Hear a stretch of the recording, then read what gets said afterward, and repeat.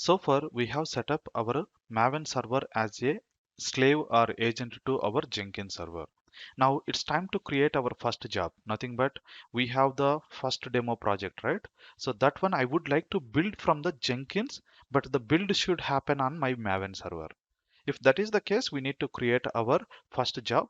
So if you are familiar with the Jenkins, well and good. If not, just follow along with me because I just want to show you how usually we use Jenkins and Maven in the real world. So I'm going to create first demo project and it is a Maven project. Select it. And next thing is, if you scroll down, you can see here there is a option that restrict whether this project can be run. Means if you want to restrict where do you want to run this project, that you can mention it over here. Of course, we need to restrict this one on to run on our Maven server, right? Why? Because it is a Java project and Maven server only can able to run. Usually in the real world, you will have multiple slave systems or agent systems. Each system can run one kind of application. If it is a Maven, of course, we can run Java. If it is a Node.js, it runs on other system. If it is a .NET or C# application, it runs on another build server. Like that it would be. So in this case, we want to restrict Java applications to run on our Maven server. So select this application and we need to search for our Maven system. So we have named it as a Maven build server. So there is no space. Maven build server. Okay. Once this is done, we need to give the URL of our application. So we have our code in our GitHub. So select the Git and I have already opened our GitHub URL. So that is revd first demo project and take the copy of the URL and provide the URL in the GitHub. And the next thing, branch to build, nothing but on which branch this code is available. Of course, it is master. Even you can go and check it out over here. Once you have given this one, next we need to provide Maven version. Okay, there is a error. I will talk about this error in a while. So we know the goals, right? That is clean install. Okay, these are the goals we are executing. See this error or warning. Jenkins need to know where your Maven is installed. So far, we have installed Maven in our Maven system, but our Jenkins server doesn't know. That is where global tool configuration comes into the picture. There we need to specify where is our Java located, where is our Git located, where is our Maven located. All this information we need to provide. So let me apply and save this job. We cannot able to run this job. Even though we run, it is not going to successful. Why? Because we haven't configured our Maven server details where our Git is located, Maven is located, and Java is located. So once you save this job, let it be the job and go to dashboard and go to manage Jenkins. Here we have a option called global tool configuration. So select this option. If you scroll down, you can see here JDK installations. Nothing but where is your Java.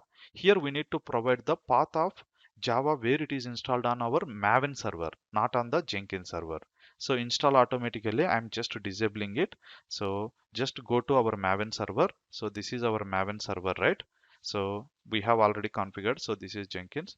And if you do remember, Java path is there under echo $path, but I don't think so it will be affected over here because we haven't configured in the Jenkins server. So we need to search for root bash underscore profile path. So sudo cat /root /bash underscore profile.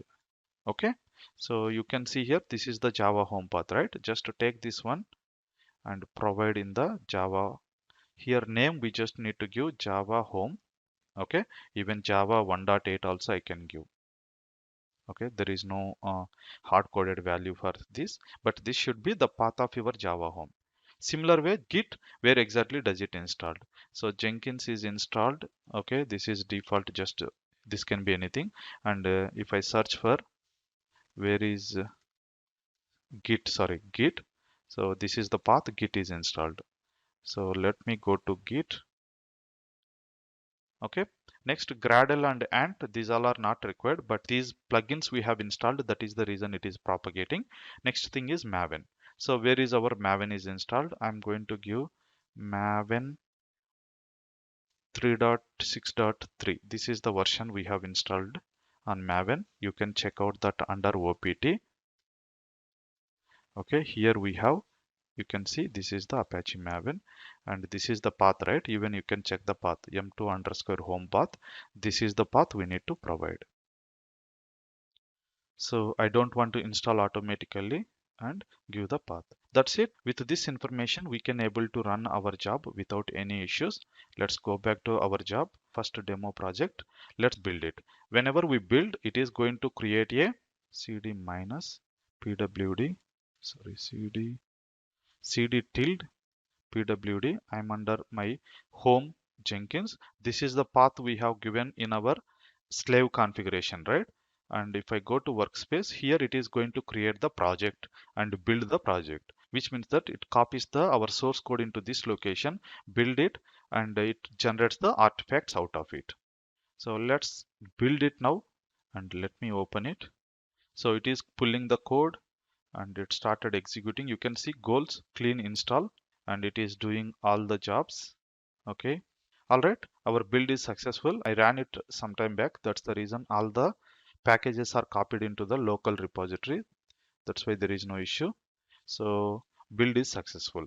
And if I go back to my Maven server and if I check for ls, you can see here first demo project. If I go inside and if I check ls, you can see here pom.xml, src and target and tree. If I give, you can see app test.class.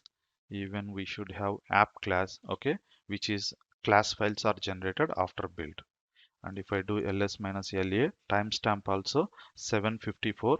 If I do date, okay, it's just 7:55, 1 minute ago it has been created. This is how we can able to build our applications from the Jenkins. Okay, so in Maven we don't use or we don't execute commands directly. Usually we use integration tool, continuous integration tool called Jenkins, which can interact with our build servers or build systems to build the artifacts. Hope this has given enough information how the Jenkins master and slave does work, and also how we can use Maven in the real world. One last thing I'm going to do in the next video, that is we are going to build our second demo project as well quickly, so that even you can understand little more better how does it work. Thanks for watching and see you there.